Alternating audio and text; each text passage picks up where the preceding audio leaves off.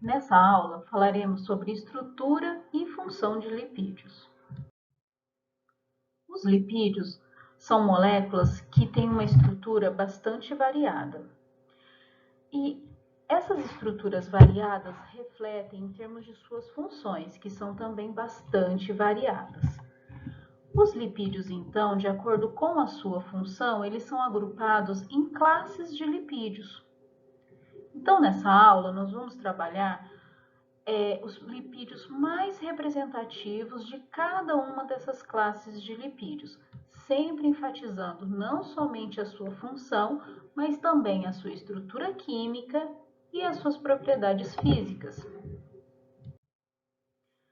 Assim, os lipídios, eles podem ser lipídios de armazenamento ou de reserva, que são os triacilgliceróis, que são os TAGs, que na verdade são conhecidos popularmente como óleo e gordura.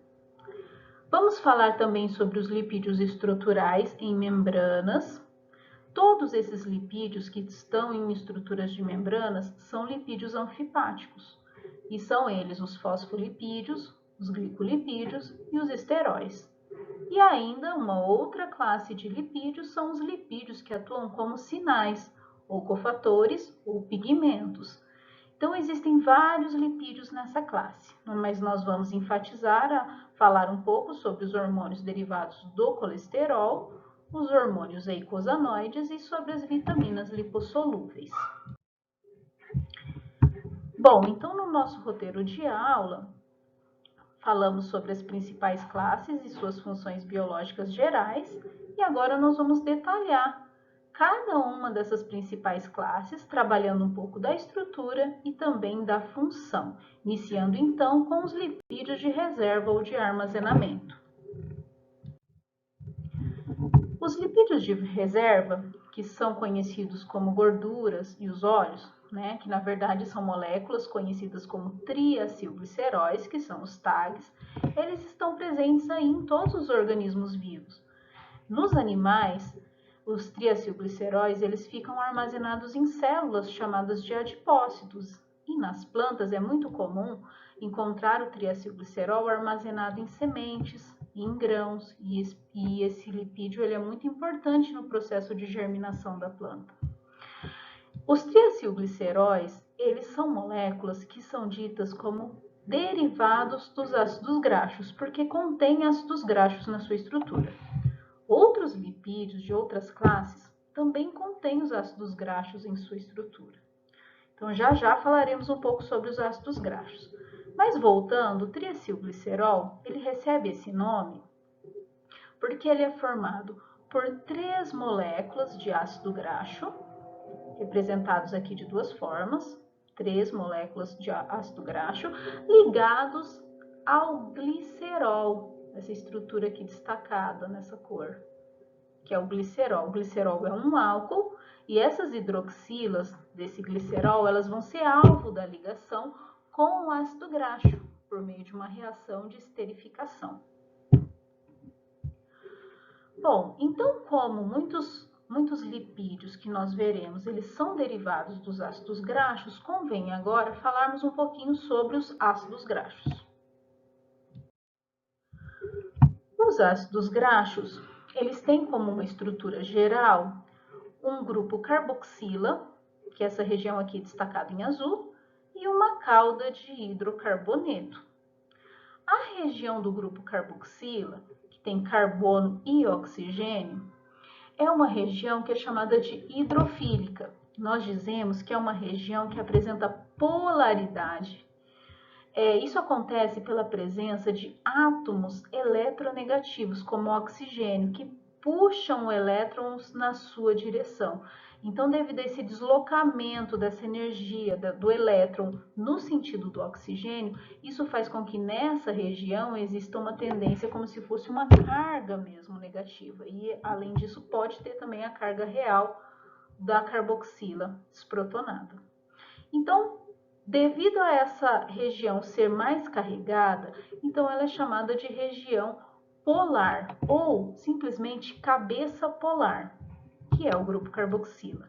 Já a região que é a cauda do hidrocarboneto, ela é formada, então aqui eu tenho vários carbonos, né, ligados entre si, ela é formada de carbono e hidrogênio.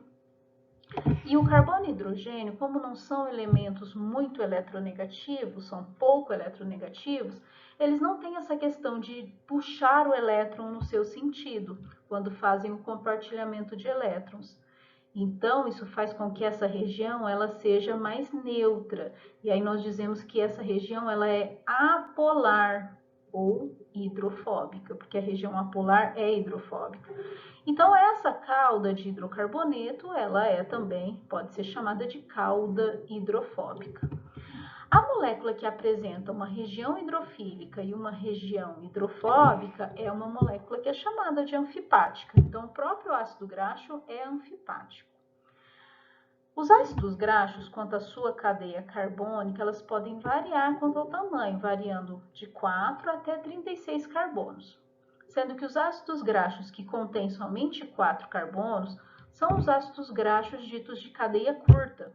E com mais de 22, 24 carbonos, são ditos ácidos graxos de cadeia longa. Os ácidos graxos de cadeia curta, eles têm uma tendência em volatilizar, então eles muitas vezes são chamados de ácidos graxos voláteis. Mas eles são pouco frequentes, então em lipídios de armazenamento é muito comum a presença de ácidos graxos contendo de 14 até 22 ou no máximo 24 carbonos. E sendo que então muito pequenos ou muito longos são menos frequentes. Ainda, a cadeia de hidrocarboneto, ela pode ser de dois tipos. Ela pode ser do tipo saturada ou insaturada. Quando o ácido graxo contém essa cadeia de hidrocarboneto contendo somente ligações simples entre os carbonos, ele é dito saturado, um ácido graxo saturado, e apresenta no espaço essa disposição mais linear, quer dizer, uma cauda mais reta. Já o ácido graxo insaturado é aquele ácido graxo que na cauda de hidrocarboneto, entre um ou outro carbono, na ligação entre eles, há a presença de uma dupla ligação.